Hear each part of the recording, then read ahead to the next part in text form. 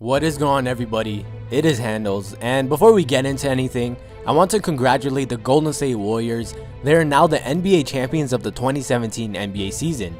Congrats to Kevin Durant too. He got what he came to Golden State for, and that's a championship.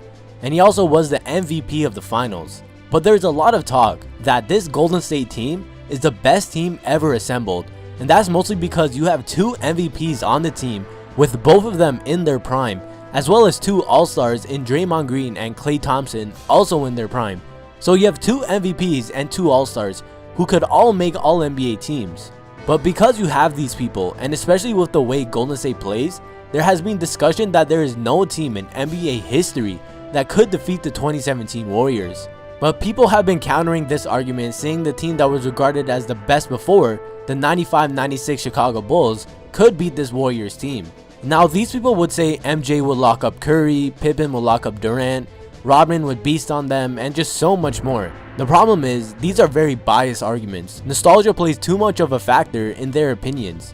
These people are basically saying that the Warriors would only average 60 points a game because everyone on the team is going to get locked up. Obviously this isn't the case. The Warriors are one of the greatest offensive teams we've ever seen. They average 116 points per game, which was first in the league.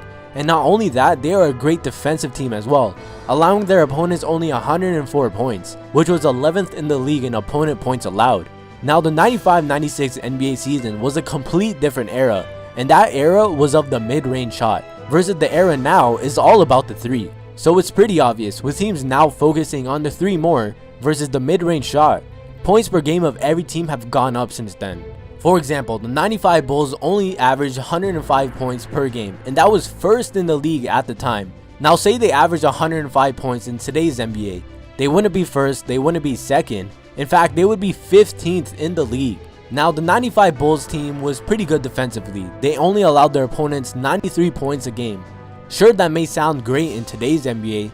In fact, they would be first in the league in opponent points allowed. But there is a huge problem with that. Most NBA teams during the 95-96 NBA season valued the mid-range shot over the three-pointer. And as we should know by now, the three is a much more efficient shot, and advanced stats favors the three versus the mid-range. Let's compare three-point totals of each team during these two seasons. The team that shot the most threes in the 1995-1996 NBA season was the Dallas Mavericks with 2,039 three-point attempts.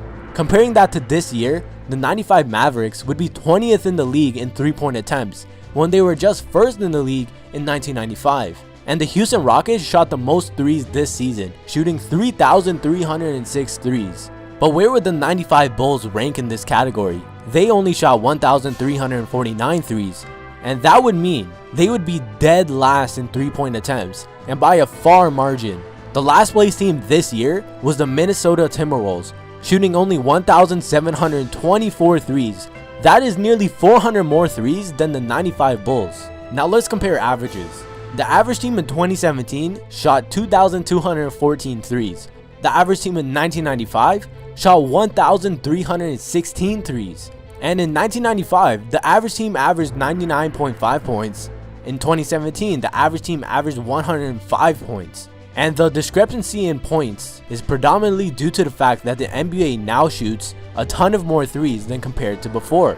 Basically, what I'm trying to say is, in the long answer, it's very hard to tell which team would win, because what if the 95 Bulls adapted to today's NBA and decided to take a bunch of more threes? Then it would be nearly impossible to really tell who would win.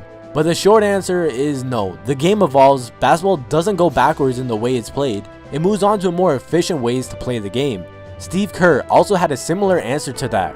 When Hall of Famers kept saying how their team could beat the 2017 Warriors, Steve said, "They're all right, they would all kill us, the game gets worse as time goes on, players are less talented than they used to be, the guys in the 50s would have destroyed everybody.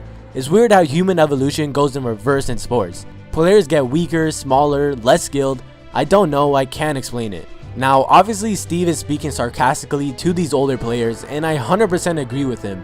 I've even seen people say Bill Russell's Celtics could beat the Warriors, when in reality I'd even argue that the 2017 Brooklyn Nets could defeat Bill Russell's Celtics. And that's because if you ever watch clips of Bill Russell's team, the game was played in a lot more simple way. Basketball wasn't as complex back then as it is now. Again, the long answer is it's impossible to tell, but the short answer is no, because the game evolved into more efficient ways to play it. So if the 95 Bulls played the way they did in 1995, chances are they'd likely lose, mainly because the way they play is not efficient enough in today's NBA.